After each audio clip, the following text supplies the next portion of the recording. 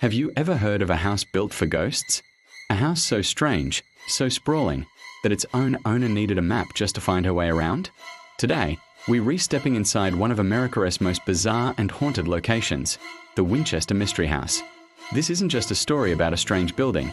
It's a story about unimaginable grief, a massive fortune, and a woman convinced she was being haunted by the spirits of all those killed by the gun that won the West. Imagine being Sarah Winchester, heiress to the massive Winchester Repeating Arms Company fortune. By the late 1800s, this was like owning a major tech company today. Her husband, William Winchester, was the company's treasurer, and life seemed perfect. But then, tragedy struck. In 1866, their infant daughter, Annie, died of a childhood illness. The loss was devastating. Then, 15 years later, in 1881, her beloved husband William succumbed to tuberculosis. Sarah was left alone, a widow with a fortune equivalent to over $500 million today, but consumed by an unbearable sorrow. Desperate for answers and crippled by grief, Sarah sought the advice of a spiritual medium in Boston. The story goes that the medium channeled the spirit of her late husband, William. The message was terrifying. William supposedly told her that the Winchester family was cursed. The spirits of every person killed by a Winchester rifle were restless and angry, and they were the cause of her family's tragedies. The medium gave her a stark warning. She had to move west and start building a home for herself and for these vengeful spirits.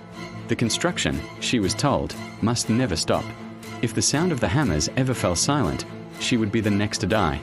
Whether you believe in ghosts or not, Sarah took this advice to heart. In 1886, she packed her bags, left her life in New Haven, Connecticut, behind, and traveled across the country to the Santa Clara Valley in California. There, in San Jose, she purchased a modest, unfinished 8-room farmhouse. And on this plot of land, one of the most peculiar construction projects in history began.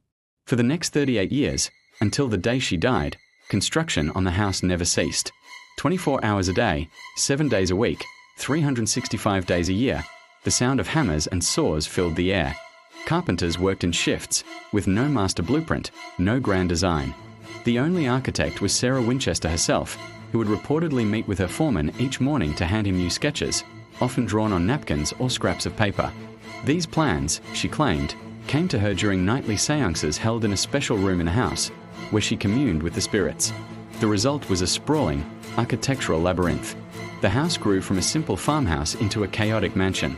Stairs were built that lead directly into the ceiling. Doors on the second floor open to a sheer drop to the garden below. Hallways twist and turn into dead ends. A cabinet that is only an inch deep. A grand ballroom built almost entirely of UN fished wood, with priceless stained glass windows quoting Shakespeare that was almost never used. Why all these strange designs? The prevailing theory is that Sarah was trying to confuse the malevolent spirits she believed haunted her. The winding corridors, the dead-end staircases, the trick doors, all of it was a maze designed to trap and disorient the ghosts. The number 13 also became an obsession. The house is filled with features grouped in 13s. There are windows with 13 panes of glass, walls with 13 panels, a chandelier with 13 arms, and even 13 bathrooms. On Friday the 13th, she would reportedly ring a large bell 13 times at 1 in the morning. Sarah lived a solitary life within her ever-expanding home. She rarely had visitors and spent her days overseeing the construction and, allegedly, communicating with the other side. She had a team of servants, but she was the undisputed queen of her bizarre castle. The house was her sanctuary and her prison, a monument to her fear and her grief. She believed that as long as she kept building, she was appeasing the spirits and prolonging her own life. The Great San Francisco earthquake of 1906 had a profound impact on the house and on Sarah. She was trapped in one of the bedrooms, the Daisy Room, and her staff had to pry the door open to free her. She believed the earthquake was a sign from the spirits that they were displeased with her focus on the front, more ornate sections of the house. In response, she ordered the front 30 rooms boarded up, never to be entered again for the rest of her life. The damage from the quake was never fully repaired, and construction shifted to other, more chaotic parts of the mansion. On September 5, 1922, the constant sound of hammering finally stopped. Sarah Winchester died in her sleep at the age of 83. The workers, for the first time in nearly 4 decades, laid down their tools. They left nails half-driven into boards, a testament to the abrupt end of an era. When movers came to clear out the house, they were reportedly so overwhelmed by the maze-like layout that they used roller skates to get around more quickly. It took them weeks to empty the home of its contents. So what was left behind? A house that defies all logic. At its peak, it was 7 stories tall, though parts were damaged in the 1906 earthquake.